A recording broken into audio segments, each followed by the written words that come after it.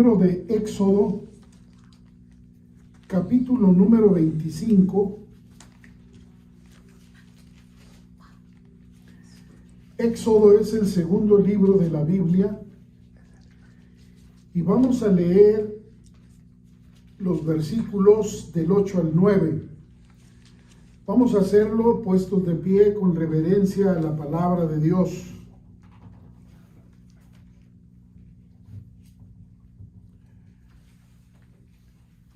Alternemos, dice: y harán un santuario para mí, y habitaré en medio de ellos.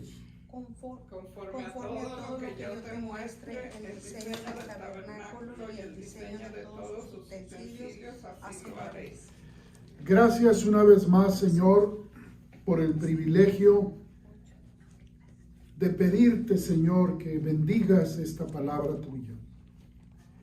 Que tú seas alabado y glorificado y que seamos bendecidos y edificados a través de ella. Gracias, Señor, por aquellos que van a escucharlo. Que tu Espíritu Santo ponga en cada mente y en cada corazón las verdades tuyas, no las del hombre, porque las del hombre perecen, pero las verdades tuyas son por los siglos de los siglos. Gracias una vez más, Señor, en el nombre de Jesús. Amén. Pueden sentarse, hermanos. Hoy vamos a iniciar una serie de sermones que nos van a hablar de las reglas del juego o del compromiso. Todo juego, como nosotros sabemos, tiene reglas o requisitos. Si hablamos de fútbol, si hablamos de béisbol, si hablamos de ajedrez, de tenis, de boxeo, de esgrima, en fin, todos los deportes que en un momento dado pudieran gustarnos tienen reglas y hay que obedecerlas. De lo contrario, vamos a ser penalizados o vamos a ser expulsados de ese juego. La vida no es la excepción. O sea, no podemos vivirla como queramos o como nos convenga sin alterar las reglas del juego. Si nosotros tenemos en mente que hay reglas para un juego, ¿cuánto más habrá reglas para la vida misma? Pero Dios es el que nos dio la vida y Dios es el que ha puesto las reglas para la vida, ya que nosotros no fuimos evolucionados, sino que fuimos creados por la mano poderosa de Dios. Si nosotros como cristianos aceptamos la creación y rechazamos la evolución, entonces el Señor tiene una causa y un efecto para todo en la vida. Hay causas y efectos en la vida. Por ejemplo, la ley de la gravedad, la ley de la relatividad que trata del movimiento de los cuerpos, la ley del talión que dice ojo por ojo y diente por diente, y todo en esta vida tiene reglas y tiene requisitos que tenemos que observar si queremos mantenernos dentro del lineamiento de lo que estamos participando y en este caso de la vida. Hoy vamos a iniciar este tema llamado las reglas del juego, recordando o enseñando lo que fue la historia primaria, o sea, la historia de Dios. Dios tenía en mente algo por hacer, nos creó a imagen y semejanza de Él. Pero la historia posterior, después de la primaria, que es la secundaria, es la que nosotros estamos escribiendo. Y si nosotros no nos sujetamos a la historia primaria, estamos faltando a las reglas del juego. Nos estamos saliendo del orden que Dios ha establecido. Existen y están escritas 5 palabras muy simples, pero muy profundas, que dicen en Génesis 1:1. Busca en tu Biblia lo que dice ahí Génesis 1:1, y hay 5 palabras, solamente las primeras 5 palabras de la bendita palabra de Dios, que dicen lo siguiente: en el principio creó Dios, que demuestran la creación de todo por parte de Dios, no de la evolución o la casualidad. Si esto de la creación no es verdadero, entonces nada en la Biblia es verdad. Nada de lo que Dios escribió merece consideración, porque no hemos sido creados, hemos evolucionado, hemos progresado paulatinamente, de tal manera que nos hemos considerado imperfectos al nacer y vamos perfeccionándonos al ir desarrollando nuestra vida. Sin embargo, la creación nos habla de una forma perfecta en que fuimos hechos de parte de Dios. No nos faltó ninguna parte de nuestro cuerpo, no la adquirimos al paso del tiempo, sino que ya la teníamos. La integridad del cuerpo humano fue completa de parte de Dios. La vida humana fue un hecho perfecto que Dios realizó para honra y la gloria de Él. Y este libro maravilloso llamado Génesis, el primero de la Biblia, nos dice que en el principio creó Dios, no la casualidad, no un accidente, no circunstancias X o Z, sino Dios hizo todo lo que nosotros vemos, gozamos y de alguna manera nos admiramos por lo grandioso que Dios ha hecho. Las constelaciones, las estrellas, la luna, el sol, los bosques y todo lo que sentimos admiración, como el mar, los lagos, los frutos, todo lo que hay dentro de la naturaleza, no solamente el hombre, sino los animales, el Señor los creó. Por lo tanto, tú y yo necesitamos partir desde el principio. Dios es creador y sustentador de todo y dador de la vida. Dios es la fuente de toda vida. Dios, en pocas palabras, es la vida. Dice Juan, capítulo 1, quiero que tú vayas a tu Biblia y busques ahí en el verso número 4, dice: en él estaba la vida y la vida era la luz de los hombres. Si Dios es la vida, entonces todo lo que está vivo procede de Dios. No de un accidente, no de un choque de planetas, no del famoso Big Bang, no de un ruido estrepitoso que se desarrolló en no sé qué época. El hombre no vino arrastrándose, después semiseparó, caminó jorobado hasta llegar a erguirse como hoy conocemos al hombre. El hombre fue creado de pie, porque así lo diseñó el Señor. Y nosotros tenemos que creer y aceptar la realidad de la creación de Dios. En la Biblia tenemos un tema fuerte sobre Dios como Señor de la vida. Es gran creador y sustentador de la vida. Solo Él y nadie más decide la hora de nuestro nacimiento y decide la hora de nuestra muerte. Dijo el Señor en Mateo, quiero que vayas a Mateo capítulo número 6 y busques en el versículo número 27. Mateo 6, verso 27, y encontramos ahí esta afirmación del Señor: ¿y quién de vosotros podrá, por mucho que se afane, añadir a su estatura un codo? Nadie ha podido prolongar un solo minuto de su vida. Nadie ha logrado realizar un milagro extraordinario de decir: por mí, por la ciencia, por las medicinas, por mi estado físico, por X o Z circunstancia, prolongué mi vida un solo segundo más de lo que Dios había determinado.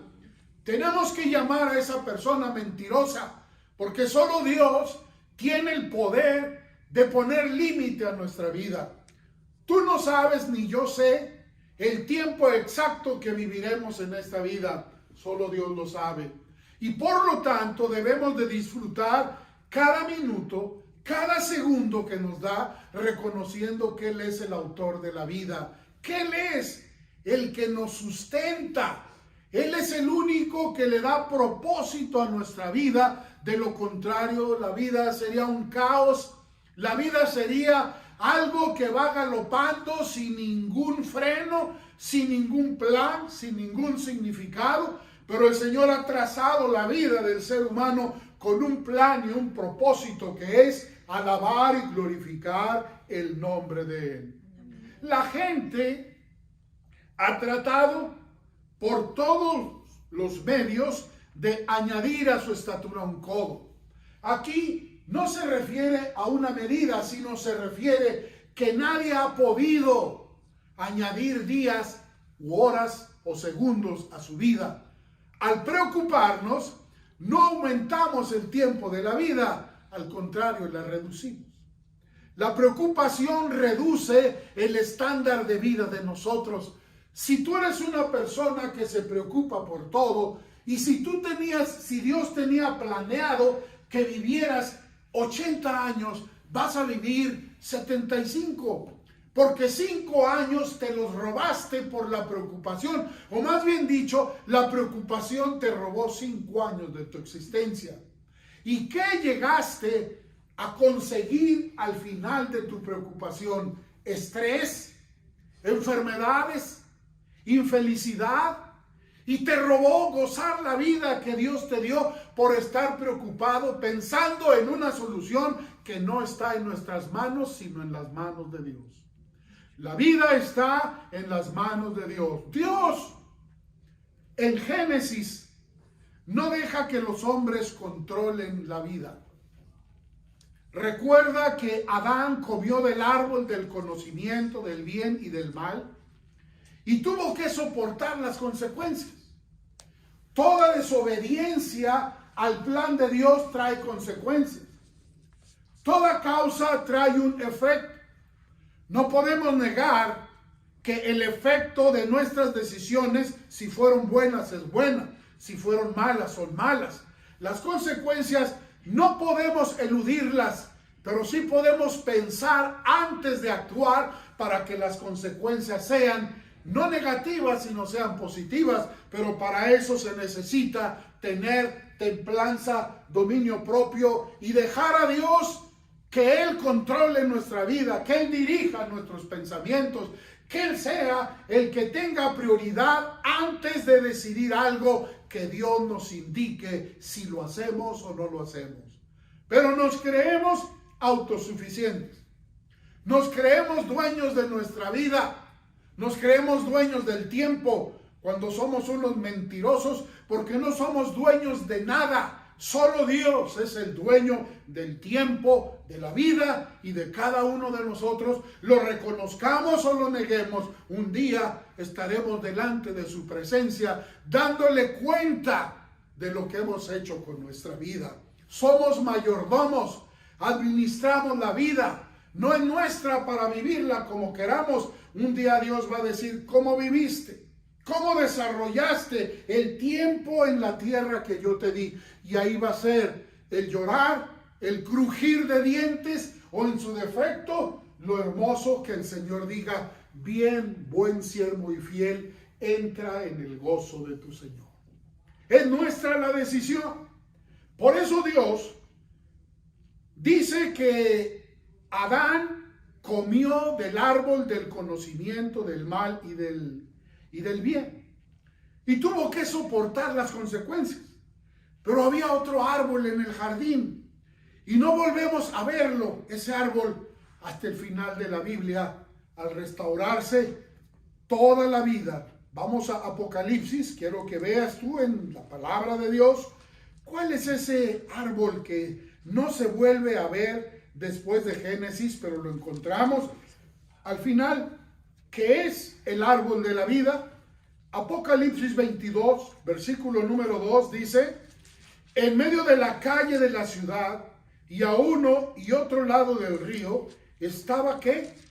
El árbol de la vida, que produce 12 frutos, dando cada mes su fruto, y las hojas del árbol eran para la sanidad de las naciones. Solo al final del tiempo se permite a hombres y mujeres redimidos que disfrutemos de ese fruto. No todos van a disfrutar de ese fruto. No todos tendrán ese privilegio de comer de ese fruto del árbol de la vida. Solamente los redimidos. En Génesis, volviendo al primer libro de la Biblia, tras el pecado del hombre, un ángel con una flameante espada protegió el árbol de la vida. Vamos a Génesis 3:24. Busca tu Biblia, ubica esos versículos para tu propio conocimiento. Capítulo 3, verso número 24, nos dice ahí: echó pues fuera al hombre y puso al oriente del huerto de Edén querubines y una espada encendida que se revolvía por todos lados para guardar el camino del árbol de la vida. ¿Qué era el propósito? Que nadie traspasara los límites que Dios había puesto. ¿Por qué? A veces nos preguntamos, la mar no invade la tierra. ¿Por qué la playa mantiene su lugar y no arrasa con todas las casas o edificios que están contiguos a la inmensa y poderosa mar? Porque Dios ha puesto límites. Porque Dios ha dicho, hasta aquí llegan tus aguas. Porque el Señor en su mandato, la naturaleza es más sumisa a la autoridad de Dios que el hombre. Si alguien se rebela contra Dios, no es el mar, no son los animales, no son las tempestades que arrasan con pueblos enteros, es el hombre que se rebela contra la voluntad de Dios y luego que ha producido la tristeza de Dios por su desobediencia, clamamos hipócritamente que Dios nos ayude, que Dios nos salve, cuando yo mismo le abrí la puerta a las calamidades por curiosidad, por desafío, por rebelde, por lo que haya sido, y entonces nos arrepentimos de las decisiones que hemos tomado. Si tú o yo, algún día, pensando, sentándonos tranquilamente, llegáramos a tener la oportunidad de parte de Dios que nos dijera: quiero que tú en este momento me digas de qué te arrepientes de lo que has hecho y yo te lo corrijo. ¿Qué cosas has hecho hasta el día de hoy que te trajeron a donde estás? ¿Qué te produjeron esta enfermedad, esta tristeza, este alejamiento de los seres queridos, esta desgracia física, material? Recuérdalo. ¿Tomaste una decisión? ¿Quisieras borrarla? Muchos de nosotros, hermanos, muchos, y yo levanto mi mano, quizá no nos hubiéramos casado, o no nos hubiéramos cambiado de una ciudad a otra ciudad, o no hubiéramos aceptado ciertos y cuales trabajos, no nos hubiéramos involucrado con ciertas y cuales amistades. Tantas cosas de las cuales, si Dios nos diera la oportunidad de reflexionar y que fueran cambiadas, hay muchas. Pero la gracia de Dios dice, han sido perdonadas las cosas pasadas. Ahora eres un hombre nuevo.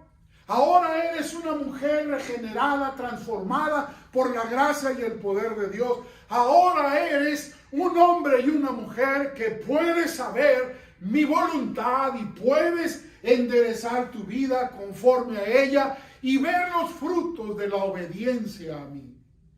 Muchas de las cosas que cometimos en el pasado, muchas de las decisiones que cometimos en el pasado, quizá algunas de ellas nos arrepintamos, pero hay otras, quizá las hicimos bien, quizá no. Pero si Dios nos diera esa oportunidad, nuestra vida sería una revolución total y efectiva, porque mucha de la inexperiencia de aquel tiempo nos obligó a hacer lo que hicimos. Pero hoy el Señor nos da el panorama, no de cambiar el pasado, sino que Él lo borre, Él lo cubra con su sangre y que ningún acto del pasado nos traiga culpabilidad al presente. Hay hombres y mujeres que todavía siguen viviendo con el dolor de lo que hicieron en el pasado. No se han perdonado, no han considerado que ya no podemos regresar el pasado al presente. El pasado ya se fue. El presente es lo que importa y el futuro más. Pues en Cristo hay sanidad, en Cristo hay remedio, en Cristo hay la solución al pasado que a veces arrastramos y no nos podemos quitar de él. Déjeselo al Señor, entréguelo en las manos del Señor para que el Señor sea que le dé la victoria sobre su pasado y empiece a vivir el hoy para la honra y la gloria de Dios. Amén. ¿Hoy qué es? Domingo. ¿Ayer qué fue? ¿Por qué no puede ser hoy sábado? A ver, niños, ¿por qué no puede ser hoy sábado? Porque ya pasó. Porque ya pasó, exactamente. Y puedes traer el sábado a hoy, que hoy sea sábado y no domingo. Hoy es domingo. Hoy, exacto. Son palabras sencillas de los pollitos, que ya no son pollitos, son gallitos. Hermanos, el pasado se fue. Que tu vida fue una miseria en el pasado, pasó. Que fracasaste, fíjate la frase, fracasaste. Hoy estamos abriendo una nueva hoja en el nombre del Señor. El libro de nosotros, el pasado, está lleno de errores, está lleno de malas decisiones.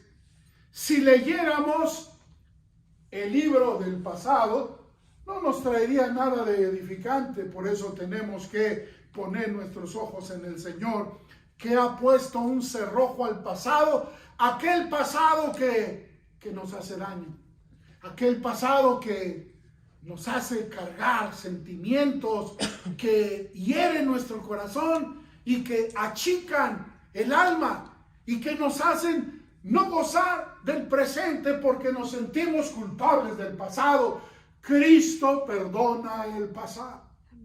Cristo nos da una nueva perspectiva de la vida. Y solo el Señor tiene poder para decir, las cosas viejas pasaron, he aquí todas son hechas nuevas. Amén.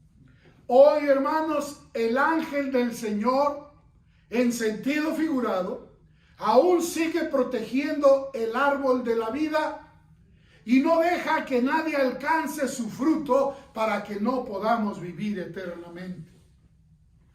Voy a explicar esto. Hace unos años,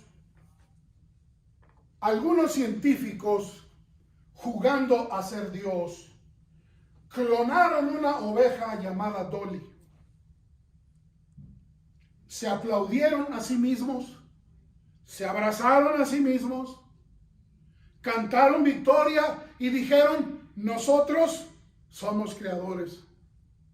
Hemos creado un ser vivo, la oveja Dolly, a base de una clonación. esa famosa oveja Dolly le dio artritis y al poco tiempo murió.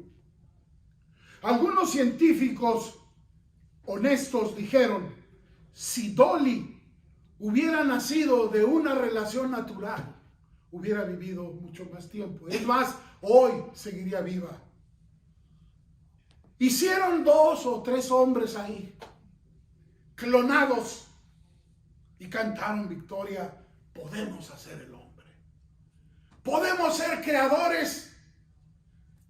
No prosperaron. Aquel experimento falló. Porque el hombre está tratando de jugar a ser Dios. Dios todavía tiene poder sobre la vida y la muerte. Y solo Jesús tiene poder para dar vida eterna. La clonación, hermanos, es que yo saque de un embrión, de un recién nacido, el núcleo y se lo inyecte a otro. Y al hacer eso, aquel infante muere. ¿Qué estoy haciendo?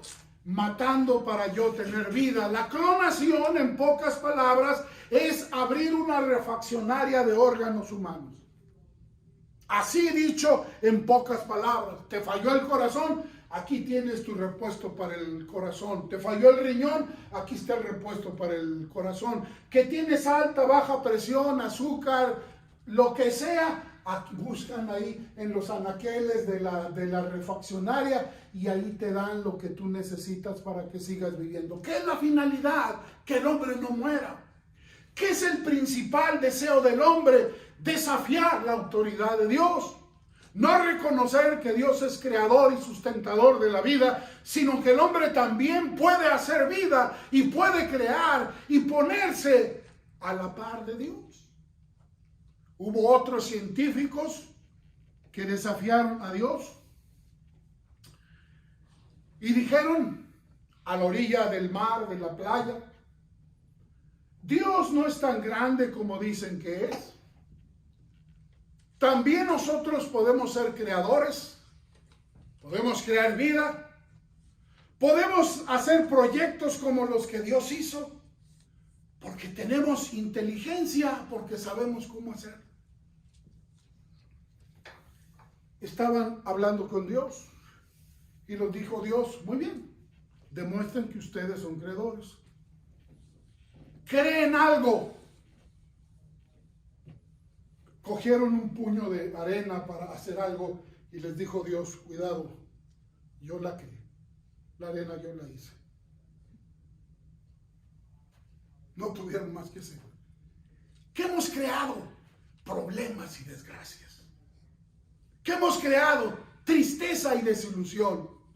¿Qué hemos creado? Vergüenza.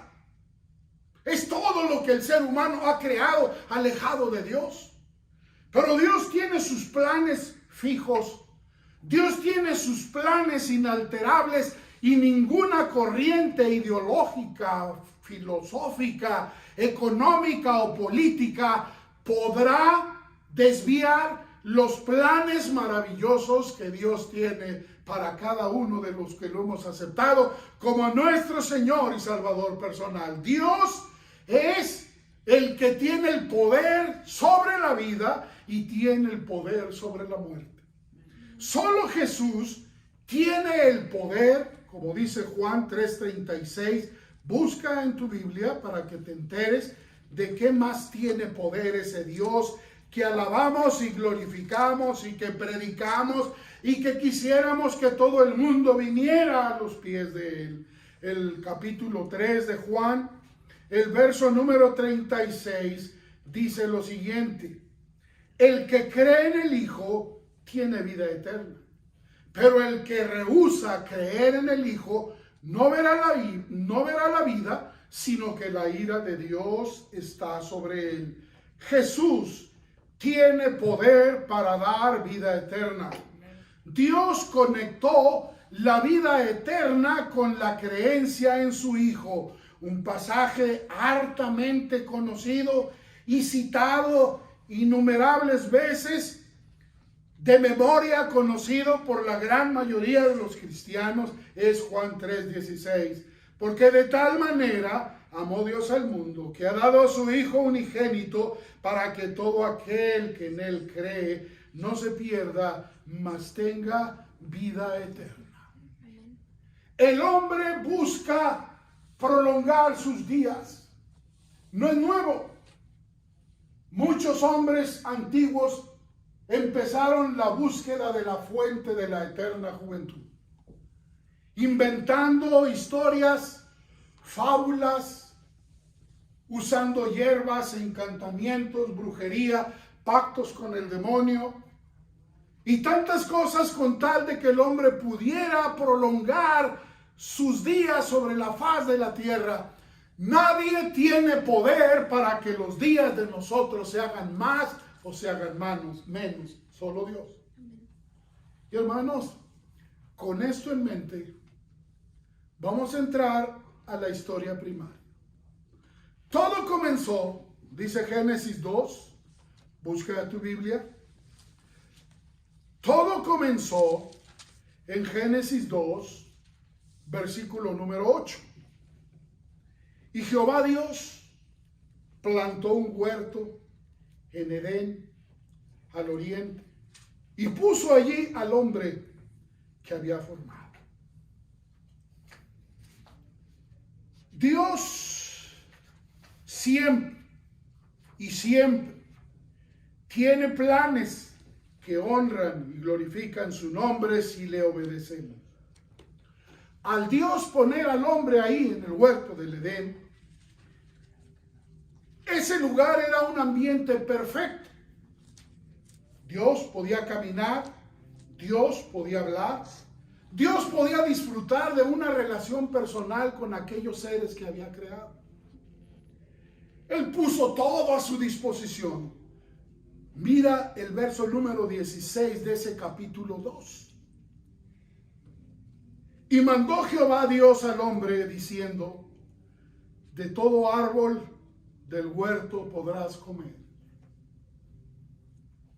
Voy a hacer una pregunta muy honesta y muy sencilla a los niños. ¿Cuántos árboles creen ustedes que hay en un bosque? 100. Muy bien.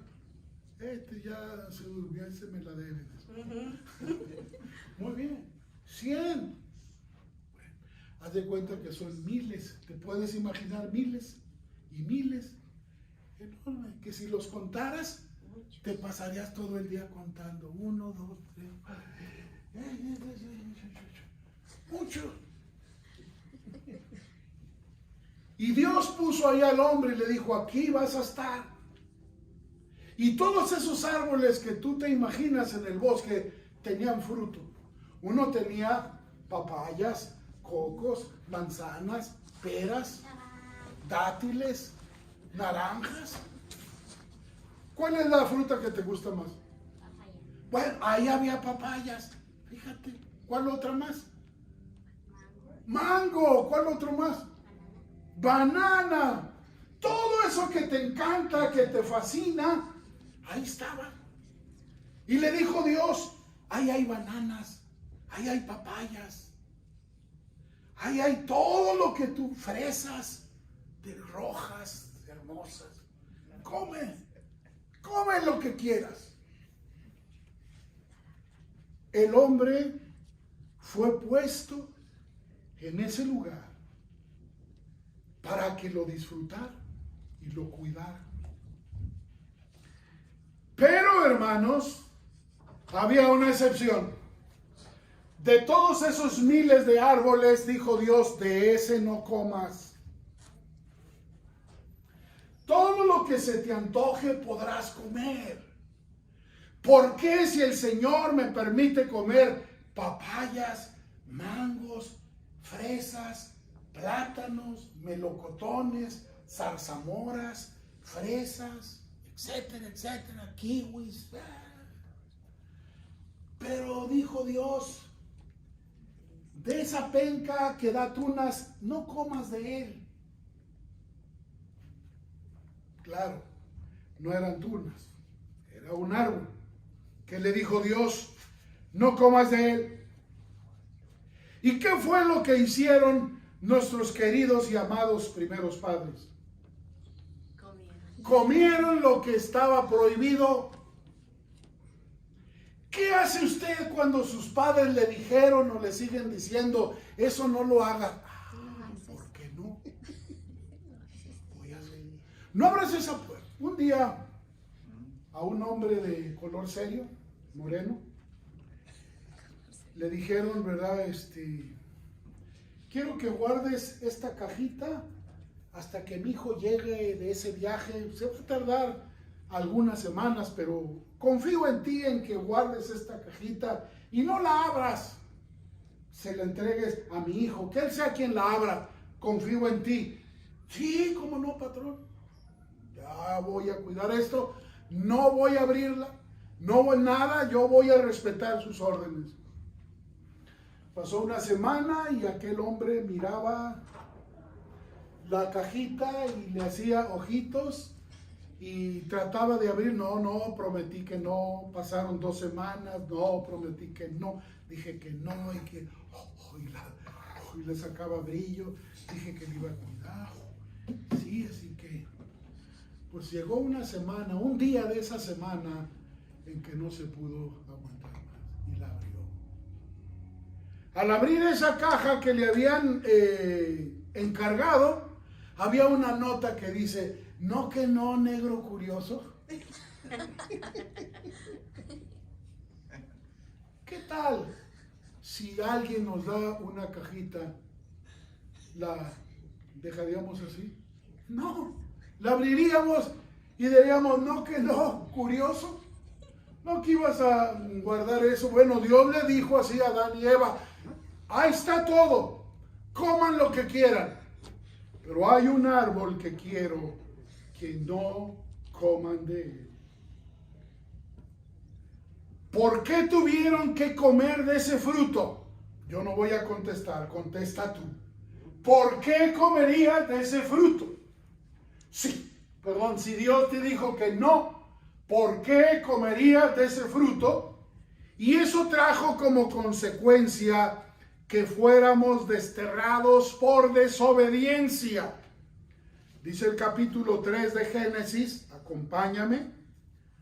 Y empiezo en el verso 23 y dice, y lo sacó Jehová del huerto del Edén para que labrase la tierra de que fue tomado. Echó pues fuera al hombre y puso al oriente del huerto de Edén querubines y una espada encendida que se revolvía por todos lados para guardar el camino del árbol de la vida. ¿Qué dirías tú? ¿Qué diría yo si fuéramos los que hubiéramos abierto esa caja? ¡Qué delicado! Por tan poquito se enojó Dios y me corrió Dios. Me echó de su presencia por abrir esa caja. Pues cualquiera la abre. ¿Quién no la abre? A ver, que me diga Dios, ¿quién no la abre? Eso es autojustificación. Y desde ahí viene el concepto que Dios es malo, que las reglas de Dios son imposibles de guardar. Son imposibles porque como aquel que tiene incontinencia no puede controlar los deseos de ir al baño, tiene que ir porque tiene incontinencia. Y si no va al baño, ¿qué le pasa? Un accidente. Se le dibuja un mapa en sus pantalones. Se orina para acabar pronto. Todos, hermanos, tenemos ese defecto de no obedecer la voz de Dios. Pero no solamente Adán y Eva, a nosotros también nos tocó de daño, como decimos hoy modernamente, de daño colateral. Nos gusta esa palabra, suena bonito, ¿verdad? Daño colateral. Yo no lo hice, pero me alcanzó. De alguna manera ese coche lo empujaron de allá y se vino y me dio al mío. Es un daño colateral. Yo no fui el culpable, y todos de una manera podemos justificarnos. Todos nosotros estamos pagando las consecuencias de nuestros primeros padres. Pero Dios, bendito sea Él, en su misericordia hizo otro intento para vivir con los humanos. Él crearía una nación y se revelaría a través de ella. No es que Dios tenga plan B, plan C. El plan de Dios es inalterable, acuérdate de eso. El plan de Dios es inalterable. Nada lo altera, aunque tú hayas desviadote de la dirección correcta. El Señor lleva su meta a buen final porque Él es soberano, todopoderoso, y en su misericordia Dios dijo: quiero volver a tener comunión con esta gente. Dios, en Génesis 41, quiero que busques ahí, este es el principio que es muy interesante que lo veamos. Génesis capítulo 41, versículo número 57, leemos ahí lo que hizo Dios. Y de toda la tierra venían a Egipto para comprar de José, porque por toda la tierra había crecido el hambre. Dios, a través de una sequía, a través de que la tierra ya no estaba produciendo los frutos para alimentar a los seres humanos, le tocó a la familia de José padecer hambre. Todos sus recursos se agotaron, pero había una nación en la cual había pan en abundancia, Egipto. Un muchacho que fue vendido como esclavo, que no sabía el hombre el propósito futuro. Por eso, gloria al Señor, no te quejes de lo que estás pasando, porque todo tiene un propósito en la mente de Dios. Ahí estaba José. José, con toda la inteligencia que le dio Dios, había administrado la cosecha de 7 años y había, hermanos, como decimos los latinos, hasta para aventar al cielo, hasta para dar bolo. Vemos que Egipto tenía comida. Vemos que ahí en Egipto Dios había permitido que su pueblo fuera y comprara pan para que no muriera. La misericordia de Dios, hermanos. A veces nos quejamos porque el pan está caro. No te quejes, agradece a Dios que lo puedes comprar. Amén. ¿Qué te parecería tener el dinero y no tener que comprar? Yo prefiero tener el dinero aunque las cosas estén caras, pero comprarlas. Bueno, Dios en su misericordia no nos deja que nos muramos de hambre. Dios iba a preservar a su pueblo a través de una sequía. Y más de eso, vaya a Éxodo conmigo, capítulo 3, luego ahí. No va a caminar mucho. Éxodo 3. ¿Qué iba a hacer Dios? Después de haberlos alimentado de una muerte segura por inanición, por falta de comida, Dios los alimenta y luego, ¿qué más iba a hacer? Dice el Señor, capítulo 3, versículos 23 al 25, les doy lectura, y dice la palabra de Dios. 23, Sí, yo creo que ese es 4, hermanos. Y si no, bueno, soy humano, también me equivoco. No me diga que usted no. sí. Entonces, vamos a buscar en el 4. A ver si es ese. Verso 23. Y dirás a Faraón: así ha dicho Israel, es mi hijo, mi primogénito. Ya te he dicho que dejes ir a mi hijo para que me sirva, mas no has querido dejarlo ir. He aquí, yo voy a matar a tu hijo, tu primogénito. Y aconteció en el camino que en una posada Jehová le salió al encuentro y quiso matarlo. Entonces Séfora tomó un pedernal afilado y cortó el prepucio de su hijo y lo echó a sus pies, diciendo: a la verdad, tú me eres un esposo de sangre. Ese no es. Pero Dios manda a Moisés a que hable con el faraón y le diga: deja ir a mi pueblo, Dios estaba listo para guiarlos por medio de Moisés. Dios los iba a trasladar. Mire ahí en el capítulo 3, empiezo en el verso 7. Dios los sacó del huerto del Edén. Pero Dios en su infinita misericordia no obra conforme nosotros. Dios les iba a preparar otro jardín, otro Edén, una tierra maravillosa en la cual usted va a leer lo que yo voy a hacer en voz alta. Éxodo 3, empiezo en el verso 7 y dice: dijo luego Jehová, bien he visto la aflicción de mi pueblo que está en Egipto, y he oído su clamor a causa de sus exactores, pues he conocido sus angustias. Y he descendido para librarlos de mano de los egipcios y sacarlos de aquella tierra a una buena y ancha, a tierra que fluye ¿qué? ¿Qué habla eso? ¿Pobreza o riqueza? A una tierra que fluye leche y miel, a los lugares del cananeo, del eteo, del amorreo, del fereceo, del heveo y del jebuseo. ¿A dónde los iba a llevar Dios? A otro jardín. Canaán sería el lugar donde podría edificar una nación nuevamente, a través de la cual el Señor iba a revelar su presencia, su poder y su plan para todos los pueblos, y que todos volvieran a tener una relación perfecta con Él. Mientras los israelitas vagaban por el desierto, Dios estaba preparándose para establecerlos en el nuevo jardín. Dios, en su amor, en su intención, quería interactuar con su pueblo, ya no a la distancia, sino de una forma más cercana. ¿Cómo interactuaba Dios antes de que Él dijera que quería una relación más cercana con su pueblo?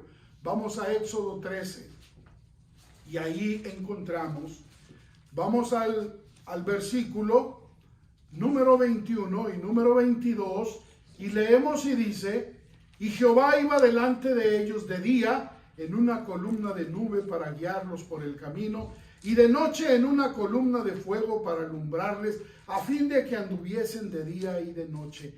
Nunca se apartó de delante del pueblo la columna de nube de día, ni de noche la columna de fuego. ¿Habrá un momento en que tú y yo podamos decir: estoy solo? ¿No está Dios conmigo? ¿Me está dejando Dios en esta prueba tan grande? Todos conocemos la historia de los pies sobre la arena del mar en una playa. Que al hombre se le promete por Dios: yo voy a estar contigo, no te voy a dejar, vamos a caminar juntos. Y llegó un momento en que el hombre revisó esas pisadas y efectivamente eran dos personajes, 4 pies que se veían ahí sobre la arena. Pero llegó en un tramo del camino que ya no eran 4 pies, sino eran 2 pies solamente. Y el hombre recordó que esos eran momentos que pasó las pruebas más duras, más difíciles de su vida. Y le reclama a Dios. Porque eso sí somos buenos para el reclamo. Excelentes. Que no nos hagan algo porque luego. Hey. ¿Qué pasó, Señor? Tú prometiste acompañarme en estos momentos y yo me acuerdo que fueron difíciles, insoportables. No sé cómo pude pasar, pero rompiste tu palabra. ¿Se ha dado cuenta usted que cuando le reclama algo a Dios, nunca le dice como su esposo o como su esposa: chitón, cállese, no diga más? O un padre a un hijo: hey, cállese. Dios escucha, oyó pacientemente y le dijo: esos 2 pies que ves ahí son los míos, porque yo te llevaba cargado en esos momentos difíciles que tú me mencionas. ¿Cuándo estamos solos? Nunca. El Señor está con nosotros. Dios estaba listo para guiar a su pueblo nuevamente. Y hermanos, Dios quería interactuar con su pueblo, ya no a la distancia por la sombra o la columna de fuego por la noche. Pero, aquí entra el pero, y de eso vamos a continuar las semanas próximas. Había que establecer las reglas para el acercamiento de Dios a su pueblo. No nomás porque sí vas a venir delante de Dios. No nomás porque tienes una necesidad vas a buscarme. Hay condiciones. Y el único que pone condiciones es el Señor. Dios le dice a Moisés que había 3 cosas que debían poner en práctica para que él, el Señor, habitase entre su pueblo. Si yo quiero que Dios viva en mí, si yo quiero que el Señor dirija mi vida palpable y visiblemente, yo debo de obedecer esas 3 cosas que Dios le dijo a Moisés que debía de observar el pueblo si querían que Dios estuviera con ellos. Es lo mismo. Hoy nos dice, tú quieres que yo esté contigo, hay 3 cosas que yo quiero que tú hagas. Yo sé que te interesó y no vas a fallar el próximo domingo. Así que vamos a orar y vamos a esperar que el Señor se siga revelando en nuestra vida. Señor, te damos la honra y la gloria. Solo tú tienes control de todo, Señor. No hay nada que tú no estés al pendiente. Y con más razón nuestra vida, nuestras luchas, nuestros problemas, nuestras necesidades, Señor. Si los pájaros en el campo tienen alimento y tienen donde resguardarse, ¿cuánto más el hombre? Pero la fe y la poca confianza que tenemos en ti nos hacen ahogarnos en un vaso con agua, porque vemos que son tan grandes los problemas que no podemos sobrellevarlos, porque hemos perdido la confianza en ti, porque hemos desviado nuestros ojos de ti. Pero hoy en esta mañana, Señor, tú nos has hablado, y así como guiaste a tu pueblo en la antigüedad, sigues guiando a tu pueblo hoy en día. Ayúdanos, Señor, a que seamos hombres y mujeres que confían en ti. No abra sus ojos, no levante su cabeza, siga orando y hable con Dios si hay algo que usted no ha hecho hasta el día de hoy y que es consciente que debe de hacerlo para estar más cerca de Dios y agradarle más a Él. A veces uno dice cosas, es que usted está fallando porque no hace esto, usted está fallando porque hace el otro. Son reglas, hermano, que nadie puede decirnos con exactitud. Solamente nosotros en lo personal sabemos en qué estamos fallándole a Dios. Pero hay otra cosa más importante. Un día la muerte tocará la puerta de nuestro corazón y nos dirá, es tiempo, vámonos. Y ahí no hay nada de que déjame ponerme mi chamarra porque hace frío. Si estamos en Cristo, va a decir, no hay problema. Al lado del Señor hay calor de su presencia. Y si no somos cristianos, la muerte va a decir, no te preocupes, hay bastante calefacción. ¿A dónde vas? Y es el infierno. Nosotros decidimos en esta vida a dónde ir, al cielo o al infierno. Cristo nos da la vida. Cristo nos da la oportunidad de ir al cielo a través de su Hijo, aceptándolo en nuestro corazón como único Señor y suficiente Salvador. Mi invitación en esta mañana es, ¿quién de ustedes, reconociendo su necesidad, que no puede salvarse por sí mismo y que sus pecados no los puede quitar por usted mismo, sino solamente la gracia y el poder de Dios, quiere en esta mañana decir, yo quiero que el Señor perdone mis pecados, Yo quiero que el Señor me dé la seguridad de mi salvación. Yo quiero aceptar a Cristo como mi Señor y Salvador personal. ¿Habrá alguien en esta mañana que levantando su mano pueda decir, quiero ser cristiano, quiero ser un hijo de Dios, quiero tener las promesas de Dios, de su palabra en mi corazón? ¿Habrá alguien? Padre, tú conoces la mente y los corazones de la gente. Sigue obrando en nuestras vidas hasta que lleguemos a entender que la verdadera felicidad está en ti, Señor. Despídenos en paz, Padre. En el nombre de Jesús oramos. Amén. Dios les bendiga, hermanos.